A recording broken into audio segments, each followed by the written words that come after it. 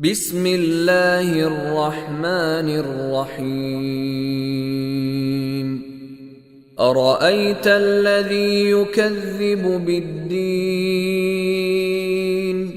فذلك الذي يدع اليتيم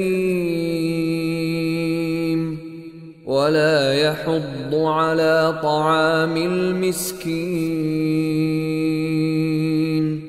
فويل-للمصلين الذين هم عن صلاتهم ساهون الذين هم يراءون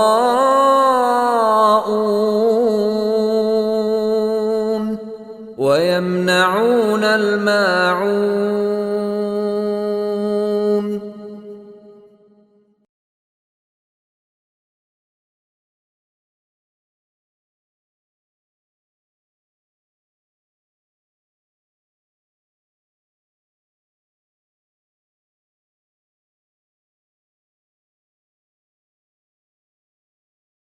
Welcome to our explainer. Today we're diving into one of the shortest, but wow, one of the most powerful chapters in the Quran, Surah Al Maun. In just a few lines, it makes us ask a really tough question. What's the real link between what we say we believe and what we actually do? So let's break it down. Okay, so this whole chapter is basically built around one single, really piercing question. And it's not a gentle suggestion either. It's a direct challenge, dropped right at the beginning, that's designed to make you just stop and think. And there it is. The opening line asks, "Have you seen the one who denies the final judgment?" But here's the thing. Instead of launching into a big philosophical debate, the chapter gives us something more like a behavioral field guide. It tells us exactly what this person looks like in action.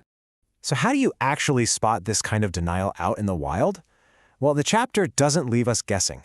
It immediately points to two very specific, very visible actions. It lets us, judge the tree by its fruit. Now, the first set of clues isn't about some grand, abstract idea.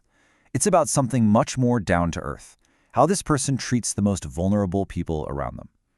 This is where you supposedly start to see the first cracks appear in someone's faith. And here they are, plain and simple. First, this person repulses the orphan with harshness. Get that. It's not just ignoring them. It's actively and harshly pushing them away.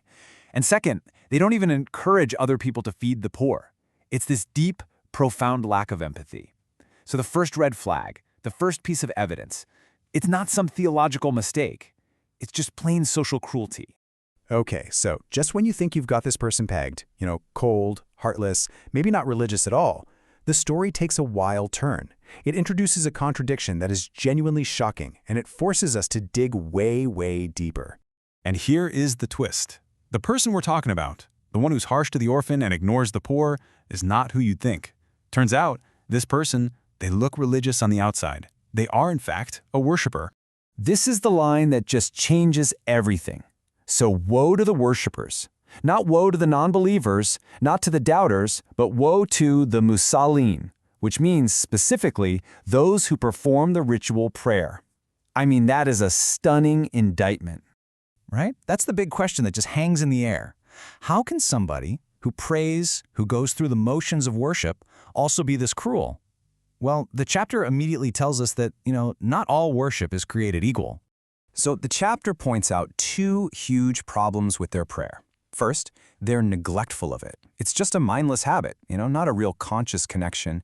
And second, and this is so key, they do it to be seen. Their prayer is a performance. It's for a human audience because they want status, not because they have sincere devotion. And this just paints such a powerful contrast.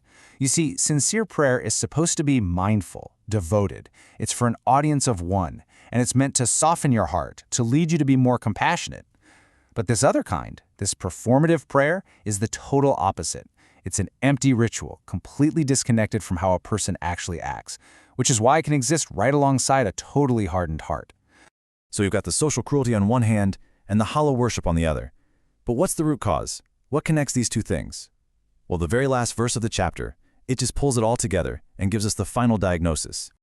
And here it is, the final nail in the coffin. And they refuse Al Maun. This little phrase is so important, it gives the entire chapter its name. But what does it actually mean? So Al Maun refers to all those small, simple, everyday acts of help. Think about it. Lending your neighbor a hammer, giving someone a cup of sugar, offering a ride. It's the little stuff, the basic courtesies that make a community work. And this person, this outwardly religious person, they can't even be bothered to do that. Their stinginess runs so deep, they refuse even the smallest, most basic acts of kindness. And that just lays out the core message so clearly, doesn't it? The big public displays of piety, the prayers, they mean nothing if they aren't backed up by the most basic, private acts of decency. The real test of someone's faith isn't found when everyone is watching in the mosque. It's found in those small, quiet moments of kindness that nobody else ever sees. And all of this leaves us with this one final, really powerful question. After taking apart this whole anatomy of denial, the chapter kind of turns the mirror back on us. If a faith that doesn't create empathy, that doesn't even lead to the smallest acts of kindness is worthless, then what does a real, living, breathing faith actually look like in our day-to-day lives? That's the question Al Maun leaves us to answer for ourselves.